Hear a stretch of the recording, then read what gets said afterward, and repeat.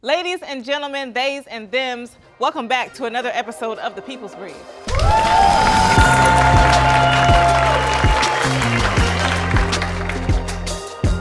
The 4th of July is upon us once again. It's that time of year where we look forward to a day off, maybe a few days if you're headed to Essence Fest, but nonetheless, it's a time of year where you think to yourself, wow, what a great day to get on the grill. Get some of your mama's potato salad and celebrate these white people's holiday. If one of you just happens to be a lost soul that somehow accidentally stumbled across this show and are about to ask me why I had to make it about race, don't. Scram, even. Shut your pie hole, in fact. Because if there was ever anything to make about race, Independence Day is definitely top 5 and not because of Will Smith. Contrary to propagandistic belief, the 4th of July is not an American holiday for all Americans, just as much as America is not for all Americans. In fact, those two sentiments go together real bad. And even more fact, the steps taken on the road to independence are exactly why America is not for all Americans. We've got a special guest here today that's going to dig into just how every chance our forefathers had to make independence equitable, they didn't. Whether that be in the actual Declaration, the Constitution that followed, Thomas Paine's common sense, Thomas Jefferson's notes on the state of Virginia, or the black lives they played with as pawns in a white man's war. How there were glaring oversights and missteps in the theology of independence altogether. And I use the word theology because they had God wrapped all up in their rhetoric, but nowhere in their intention. Whoo! Why does Spirit keep on coming in here like this? Is this the church house or is it the People's Brief? Or is it both? Irregardless, American hypocrisy runs deep. It's a book you can absolutely judge by its cover because the book of what America was supposed to be that was written in 1776 would have a white man on it. 56 white men more specifically, who signed that bad boy with their John Hancock, including John Hancock. The dad jokes are running in today, but that's easy when the whole entire thing is a joke. And the joke of it all has been looming since they wrote that Declaration of Independence. On July 5th of 1852, Frederick Douglass delivered a speech to a group of majority white people entitled, "What to the Slave is the 4th of July." Mind you, he delivered this speech at an anti-slavery society meeting in Rochester, New York, so maybe not the necessary target audience, but he was still fly with it. He made sure to emphasize that the 4th is the birthday of your national independence and of your political freedom, not ours, that we're not even thought of. That's a lie. Because when Thomas Jefferson was doing all that talk of being freed from British parentalism and was questioned on why the enslaved people should not be extended that same courtesy, he said, poppycock. There. He said it, not me. Ultimately, he said in such an eloquent fashion that this holiday is not for us. It effectively and purposefully excludes us. And damn near every major historical event from that point to the Civil War has had something to do with demarcating exactly why we shouldn't get any of that good old freedom. The Three-Fifths Compromise, the Missouri Compromise, Plessy versus Ferguson, the Mexican-American War, the Civil War its damn self. All of this fighting over whether to free a group of people who built this country that isn't built for us. So why do we celebrate it? Why haven't we oriented our calendars around Juneteenth? Well, that's a conundrum we hope to get to the bottom of right here, right now, today, on The People's Brief. Me personally, I don't even stand for the Pledge of Allegiance. And both my parents was in the military. That flag. Have I ever been seen putting my on in my own variation of red, white, and blue on a good old 4th of July? Yeah. You know what? Hell yeah. And for me, that's my personal acknowledgement that even though the 4th was not designed with me in mind, I belong here. And that's not for me and the we need to go back to Africa warriors to get to arguing. What I'm saying is, America's story is because of my lineage, my God today. America's success is because of my contribution. So I guess you could say I used to celebrate the 4th of July in spite, with a chip on my shoulder. But that's really only because everybody is already locked into the 4th. You've got the sales, red, white, and blue cookies at every grocery store, hot dogs on every corner, parties and parades. And if you ask me, the white should be the one doing the protesting, volunteering, clocking into work anyway, while we figure out celebrating it more officially as a group of people. But it seems like we are finding our way. We took a beat to go and visit some people celebrating Juneteenth this year to see what they had to say. Don't move. Hey Lynae, this Hood Anchor Ye. I'm out here for the People's Brief. I'll be asking people questions out here about how they feel about the 4th of July, if they celebrate it, and just, you know, I'm out here at Piedmont Park. Oh, damn. Asking people about how they feel about the holiday, if they celebrate the 4th of July, and just their overall opinion about the holiday and their freedom. Do you celebrate the 4th of July? In theory, I eat. You eat? I eat. it is a new experience for me. Since I came here, I've learned about the culture, so I just blend in, and that's it. Do y'all celebrate the 4th of July? No. Do you celebrate? No. What is it? I feel like it's a scam. I celebrate Happy Day Off, so 4th of July is just a day off for me. Just a day to relax. I don't celebrate 4th of July. I'm more of a Juneteenth girl. And did you celebrate the 4th of July growing up? We did, but it was the same thing when you look back on it. Just the suppression of just freedom for black people in America. I just feel like that we shouldn't celebrate it, but we should take our liberties. We should drink, we should barbecue, we should do things that black people do on our day off. Hey man, I feel the same way I feel about it every year, man. We're gonna pop shit off. If you was invited to a 4th of July cookout, would you go? If I'm trying to move up the ladder and there's somebody in the big wigs, I'm going. So if you was invited to a 4th of July cookout, that's where you gonna go? If it's my people, you know what I'm saying? But literally just to eat. I would. If you was invited to a 4th of July cookout, would you go? Hell yeah. Hell yeah, I still go. If you doing it, Shit, me be that man. come on now. So if you was invited to a cookout, you'll go? Absolutely. I'm a cookout advocate, and I'll go to any cookout that I'm invited to, but I won't celebrate 4th of July. Like, no red, white, and blue for me. So how do you feel about like how everybody else celebrate, like wearing red, white, blue, the fireworks and all that? How do you feel about that? I do feel like it's a little coonish if you black, just because we live in America and we see the depravity of how black Americans have been treated. So I wouldn't wear red, white, and blue. I would wear my African colors. How do you feel about like people, the way they celebrate it, like fireworks, like the red, white, and blue? How do you just feel about that? I think it's commercial. It's about the money. I don't think people celebrate it because of the Independence Day. I think people celebrate it because we so used to spending money on different, just like Easter. We spend money because that's what they always told us to do. But at the point now that we are, as far as education, you got to learn. You got to be educated of why you spend the money. This is the way how they celebrate it. It is okay with me, you know what I'm saying? It's a good vibes. I think it's a celebration that we inherited coming up, so we continue to do that, so I don't have a problem with it. I give grace just because I know that not enough people are educated, but I feel like after you know and you continue to stand for the independence that was not independence for us, then like, what are you doing? What does freedom mean to you as a black person? Do whatever you want to do, and to have what's it called? For me, it's equality, and that means that I myself can do things that I want to do that my mama couldn't do. Damn, I'm having a brain fart. What that called? I think that we're not as free as we should be, but I think freedom is in your mind.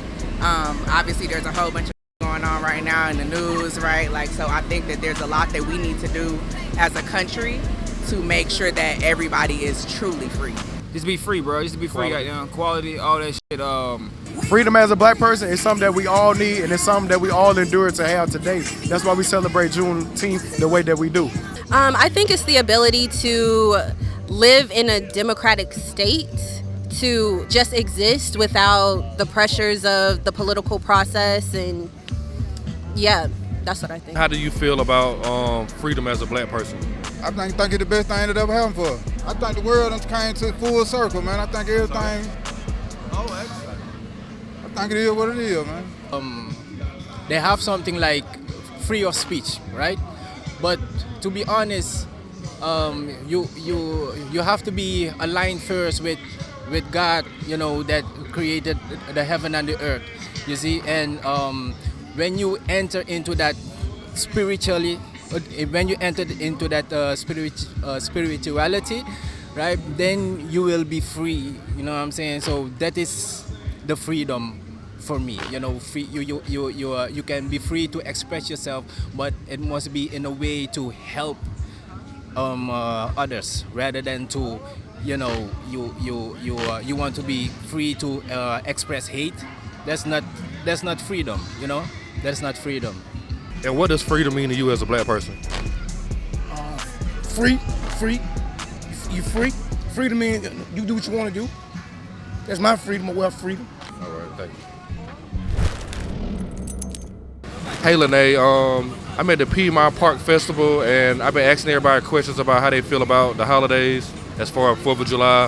Some people celebrate it, some people don't.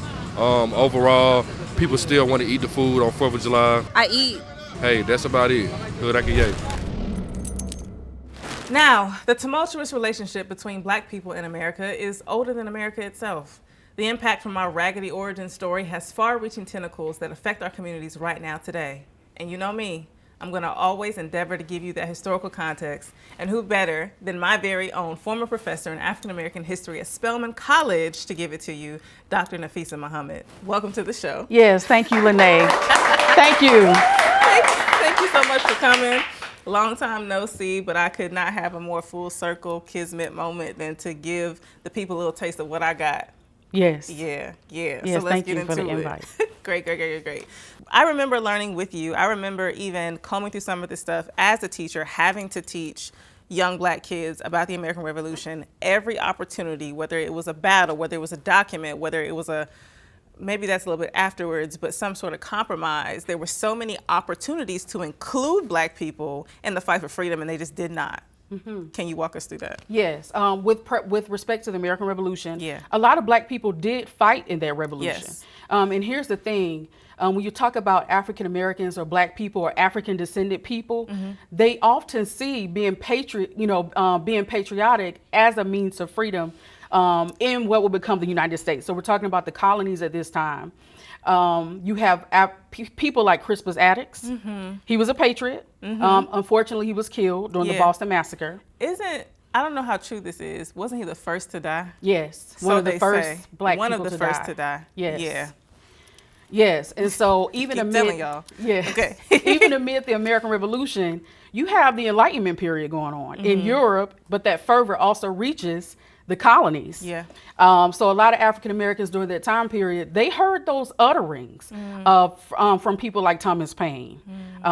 Give people should have their individual freedoms. The Declaration of Independence. All men are created equal. A lot of African Americans heard that and they went with it. You have examples from Elizabeth Freeman. She's also known as Mom Bet. She sued for her freedom in Massachusetts and won because of those utterings. But a lot of African Americans, they fled behind American lines and also British lines because of the promise of freedom. Yeah. So can you talk to us a little bit more about black people's experience in the American Revolution? Why, I understand why somebody might want to fight for the British. They're being anti-America. America's not being super, we want to give you free while we give us free. So why might some people have fought for the American side and why might have some fought for the British side? Yes, simply put, the promise of freedom. Okay. So when you have the British fighting against her colonies, each side want to win.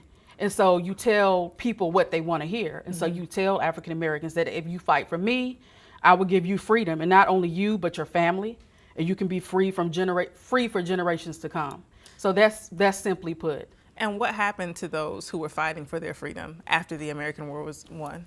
That's a layered question. Now, some slave owners did manumit their slaves, and manumit it means it's just an act of an owner, freeing their slaves. But some owners manumitted their slaves, and then some went back on their promises, right? And so those slaves ended up still being slaves, even their families. I feel like I remember vaguely, and it painted such a devastating picture in my mind and on my heart, those who were fighting for the British not getting onto those ships or not being able to make it onto those ships and having nowhere to go. And now these black people are not only just considered less than or second class, but also traitors.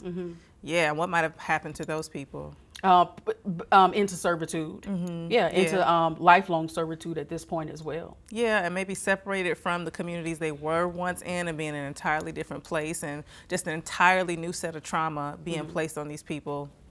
I can't imagine. And when people talk about what they would have done when they were enslaved, I'm just like, hey, cut it, because you just don't know. We were not there. But the American Revolution was not the only war black people fought in. They fought in the Civil War as well. And I just wonder what you think of or what the history tells us about black people expressing forms of patriotism over the years. Right, and I want to back up. So coming out of the American Revolution, it's very interesting because I often teach from a book called The People's History, A People's History of the United States by Howard Zinn. Yes. And there's a chapter in there, Tyranny is Tyranny. Talks about the American Revolution. So on one hand, you have the colonies wanting their freedom from England. But at the same time, those same colonial leaders and farmers, they are also enslaving African Americans. And what's more is that even after the Enlightenment and calls for, all men are created equal, you have in 1793 a Fugitive Slave Act that's put out. Some people are more familiar with the one in 1850, but you also have that. Now, out of that as well, you do have some states like Pennsylvania and New York. They passed what we call a gradual emancipation act, where Black people who were born after 1799, I think in the case of New York, they would be born free. But only up until their late 20s could they experience that freedom. So a lot of those acts passed, but of course they weren't fully realized. Right. And I think to your other question about Black people fighting and being patriotism. Right. Even within the Civil War, you find the same thing. So a lot of African Americans fought during the Civil War. One of those include Martin Delany and other Black soldiers. Even after the war and even after the creation of the Freedmen's Bureau, which was a product of the Republican Party, you still had African Americans not getting. Not the Republican Party you know today. Don't go there with me. Don't start. Let's move on. Yes. Yes, but you still, African Americans still didn't get their just due. And then when you think about it, Abraham Lincoln is assassinated.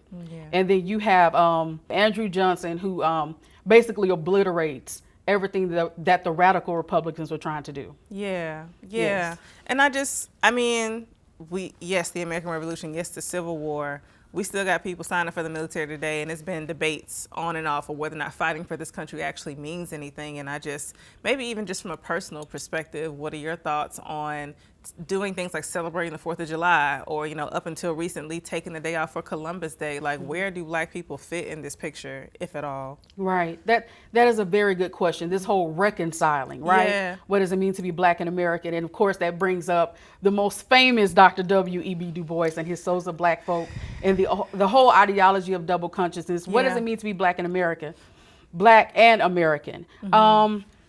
I think that when you think about the Civil Rights Movement of the 50s and 60s, and I think when you even think about the early Civil Rights Movement, and that can be debatable on when the Civil Rights Movement started, turn of the 20th century, up until the 50s and 60s, Black people have celebrated having access to certain things. So when you think about the Civil Rights Act, the Voting Rights Act of 64 and 65, you do see African Americans having access to political spaces, to educational opportunities, but it hasn't been enough, because right after the classic Civil Rights Movement, you have the Black Power movement, where Black people are saying, no, let's have Black studies. Let's have, our own educational facilities. Let's have a piece of this American pie. So a lot of that criticism about, the Civil Rights Movement not being enough for African Americans. On the flip side, when you talk about to be Black and American, I think when you also think about what's going on in the recent past, so the walking back of DEI, which is essentially rooted in affirmative action, there are some Black people, the 4th of July represents that contradiction. Am I really an American citizen in its totality? How is that the case when some of these laws can still be stripped away? So still feeling like essential chattel in a way. Not feeling like a citizen. And you make a really good point. I don't think any of us expected a Uno reverse card in terms of the, what's it called? The Reconstruction Amendments, 13th, 14th, and 15th. Yes. But so many things are being rolled back, and it begs the question even more. Already with the sense of double consciousness, I can look at the 4th of July and be like, this is not made for me. This is these white folks' holiday. I'm gonna get out here on the grill. I'm gonna dress up and be cute. I'm gonna have a good time, because gathering with my people is something that I enjoy to do, period. But it does make you wonder, if you take a second and pay attention, what this country is gonna look like for me in the future. We think about our mistreatment as a thing of the past with tentacles that still affect us now today. but what if them tentacles try to snatch us back? Like this is a real reality that we have to face right now. Right. What else is going to be snatched? But I do think with Juneteenth being so close to July 4th, I do want to say that African Americans seem to have a more sense of a camaraderie around Juneteenth with Emancipation Day. So those celebrations definitely mean a lot to people. Absolutely. Yes. And I guess the last thing that I'm going to ask you is, why do you think there is such a, I think the answer is obvious, but I want us to practice putting these things into words. Why do you think there is such a stringent desire to gatekeep things that are just for us, especially when we're building these spaces in reaction to or in the, converse of these holidays that we're expected to just assimilate into, even with their fraught history? I think it's about control. I do. Sometimes even with my own studies, I've come across readings from Black nationalist leaders that America still wants to control her ex-slaves. And of course, this is amid the backdrop of white supremacy. So I do think it's just a manner of control. Do you see the Black nationalist movement growing and changing today? I do. I see growth, and I also see a broadening. I see a lot of younger people, Gen Z, becoming way more attracted to the ideas of Marcus Garvey, the Nation of Islam, the Honorable Elijah Muhammad, Malcolm X, the new Black Panther Party. I myself see a lot of engagement and interest in a lot of those organizations. And for those at home who aren't aware, can you give a definition of Black nationalism? Yes. Black nationalism is the movement that has taken place among African Americans, African descendant people. It's a movement to where Black people want control over everything, their own shops, their own neighborhoods, their own education, and things like that. And it even go as far as to pushing for a separate state, a separate nation state. Okay. Love that. I just want to pull out one word. You said control, and I do think that makes a lot of sense. But, and maybe this is just my own woo-sa sort of perspective looking at it, but control, I feel, the desire to control can come from a place of fear. And I would not blame us as a group of people who are operating from that place. Control and ownership. Ownership, I think, is something that we can think of as a constructive tactic, because control, when not well thought out or not heavily considered, or just making sure that you're not stepping on somebody else in the process, can be tepid, especially when we have a model of white supremacy to look at. And not to say that we're trying to copy that at all, but it is so pervasive in all parts of society. And I just want us to be mindful as we're building community that yes, ownership, yes, power, yes, the ability to defend ourselves, these are all things we should be looking after, yes, and control, but just being mindful about how we exert that control. Right. Yeah. There's always been a fear of control of Black progress. Yeah. I mean, you can take a look at Tulsa, yes, and some of those Black entrepreneurs, even just getting ahead and buying a new car, it stoked fear. Yeah, and a lot of whites, yes. One thing about it, the white fear is never going to go away, but thank you so much, Dr. Muhammad, for coming to sit with me. It has been a beautiful experience getting to rehash some of these things with you. So thank you once again for coming to spend time with us today. Thank you for the invite. Absolutely. Next, we have my close personal friend, Zainab Johnson, to bring us the funnies right here on The People's Brief. I'll throw you guys a bone and say that the 4th of July does have a complicated history for us as Black Americans. And it's even more complicated to think about what that holiday should look like now that we've got Juneteenth as a national holiday. The girls are informed. Our tolerance for white foolishness is at 0. But do we feel free? Are we proud of America? Do we want to do anything that even remotely looks like celebrating this country? To everybody responding at home, no. Then let me ask you this too. Are you volunteering to work that day instead? Or are you throwing something on that grill like I said, and will you be nice and lit by the time the fireworks pop off? Oh, okay. It's complicated. That's why I asked comedian Zainab Johnson to share her thoughts on the 4th of July and how Black people are navigating it at this point in history. Let's hear what she's got to say. We have July 4th coming up. A lot of people be cooking out. I grew up in a Black Muslim household in Harlem. Yeah, so we never celebrated July 4th ever. We only did Juneteenth. My mother was like, only Independence Day we recognize. Aside from Will Smith's movie, is Juneteenth. So we would be on a parade through Harlem on the masjid float with a Pan-African flag, which is fun. Like, I love Juneteenth. I'm happy that it's now like a, federal holiday. But yeah, it's a federal holiday, but it still don't feel fun. It don't feel like July 4th. We got to get it to feel like July 4th. I actually Google what can I do on Juneteenth to celebrate. You know what Google? Google said, go to a rally.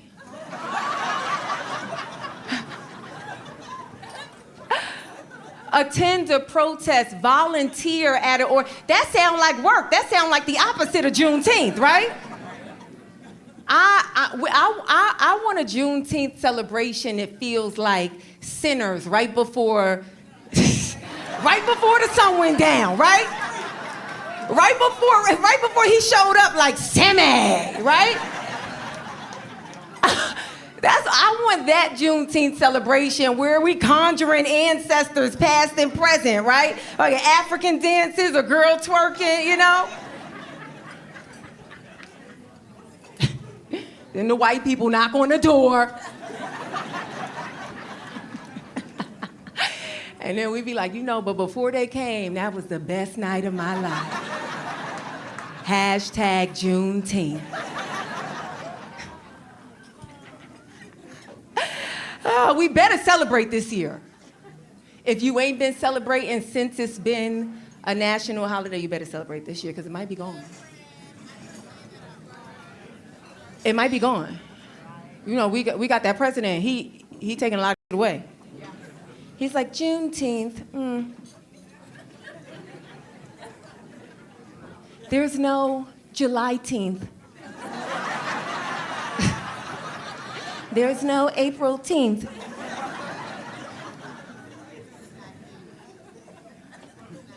So we might want to do it just in case we lose it. It's a wild time. Thank you, Zainab. America leaves us with these complicated questions all the time, so the least we could do is laugh to keep from crying. And hopefully this offered you all at home some more ideas on how to think about the Fourth nowadays. Please don't get me wrong, because I'm going to link with my people and make me a play either way it go. But maybe that's all it has to be about for us. Maybe we focus on fellowship over history. I'll let you decide. But until then, don't go anywhere. We'll be right back. The 4th of July is sold as freedom. But for Black Americans, that freedom has always come with an asterisk. So what does freedom mean when your people had to fight to be seen as fully human and are still negotiating that birthright in a fractured home? To close out the show, we've called in someone who delivers truth like it's stand-up, sharp, smart, and with just the right amount of side-eye. Amanda Seals is here to break down what it really means to be Black and American in a country that too often makes us choose. Do you want to be Black or do you want to be American? Because at this point, you can't be both. We are of this land, but we are not them. Assimilation is not to be mistaken for freedom. Well, maybe for some it is. They want their red velvet cake and also to eat it, bear their melanin with only skin deepness, and allow their ancestral DNA to be defeated. All to consume with a silver spoon they'll soon be stabbed with. That is the legacy of the America in which we exist. Yes. This is the United States of shame. Shame on everybody. You, me, him, her, me, you, and your cousin too. Because we've been caught up in the business of influence and reacting to incidents, defiant in our insolence, distracted in the dissonance while they've been busy cooking up a culinary feast of consequence. Who among us will be dissidents? Who will sit at their table and nibble on nuance as sustenance? Who will pull their chair in and break bread, then throw it in impertinence? Who will shatter their windows, raining down impudence on their governance? With so many Black folks trading in resistance for a badge of excellence at infiltrating their system, more and more and more of us think, as long as we still got rhythm, well, baby, that's all we're required to do. Will your values line up when their boots on the ground come for you? Every right this nation provided only after decades of death and demands. Thrown down as scraps like, here I am. So excuse me as I take a moment and beg you to listen to, then judge your shadow and stoke your spirit's embers. Decide, will I be a guide or derided? Is entry into the burning house worth it if my integrity is conquered and divided? To be an American is to be an accomplice to the cowardice of erasing our truth. To be Black is to be a present-day ancestor, preserving legacy and strengthening the root.